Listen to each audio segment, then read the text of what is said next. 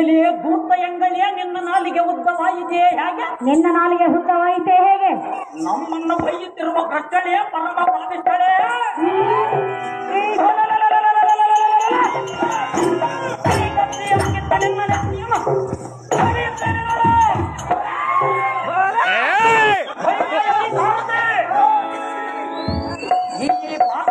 ಏನು ಮಾಡಲಿ? ಯಾಕೆ ದಸರಾ ಊರ್ಬೇಕು ಏನ್ ಮಾಡ್ತಿದ್ದಳ ಅಮ್ಮನ?